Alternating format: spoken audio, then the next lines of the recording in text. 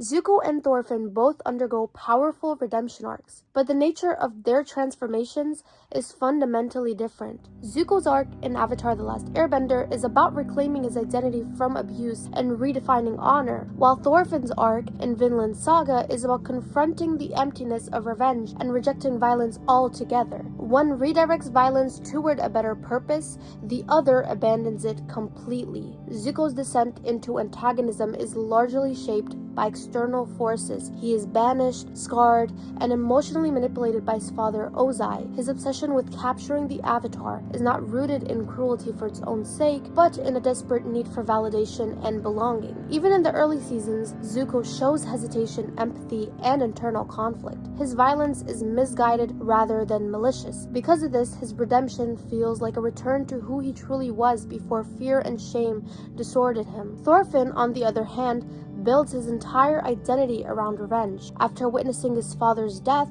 he chooses to live among killers and becomes one himself. For years, he participates in brutality without questioning it, believing that avenging his father is his only purpose. Unlike Zuko, whose morality is always wavering beneath the surface, Thorfinn fully commits to the warrior lifestyle. His violence is not about pleasing a parent or restoring status, it is about sustaining hatred. Their turning points reflect this difference. Zuko's redemption is gradual and marked by setbacks, especially when he betrays Iroh in Ba Sing Se. Ultimately, his change comes from realizing that honor he seeks will never come from his father. He chooses to fight alongside the Avatar, but he does not renounce fighting itself.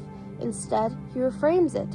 Fire becomes a symbol not of domination, but of life and balance. His redemption is moral and political, choosing the right side in a global conflict. Thorfinn's turning point is existential. When Askeladd dies, the revenge that defined him vanishes, leaving him hollow. In slavery, he is forced to confront the weight of what he has done. His transformation is not about switching allegiances, but about rejecting the very foundation of his past. His vow that he has no enemies signals a radical philosophical shift. Thorfinn concludes that violence itself perpetuates suffering, and he dedicates his life to building a peaceful land free from war. His redemption is spiritual and ideological. Emotionally, Zuko's arc is hopeful and accessible because it resonates with themes of parental expectation, self-worth, and identity, while Thorfinn's arc is heavier and more introspective. It demands a reckoning with guilt and complicity.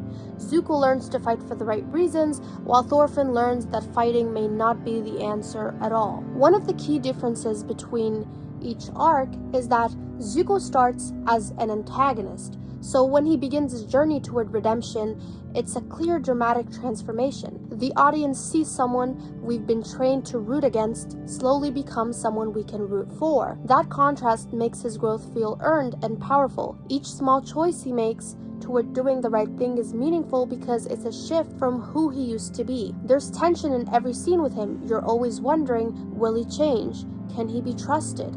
That uncertainty makes the payoff deeply satisfying when he finally joins the heroes. Thorfinn, on the other hand, is the protagonist from the start, even if he's morally flawed. The story is framed around him, so we're already invested in his journey. But because he's the hero, his descent into violence feels like a tragic inevitability, not a shocking contrast. His redemption is more internal and reflective rather than a visible shift from villain to ally. It's a profound and morally weighty, but it lacks the same immediate emotional gratification that comes from watching someone go from enemy to hero. Zuko's arc is often praised because of its structure and consistency, while Thorfinn's arc in Vinland Saga is often seen as deeper philosophically and more ambitious. I personally find Zuko's arc more emotionally satisfying because I've watched Zuko struggle for so long, and to see his character development from a storytelling craft perspective,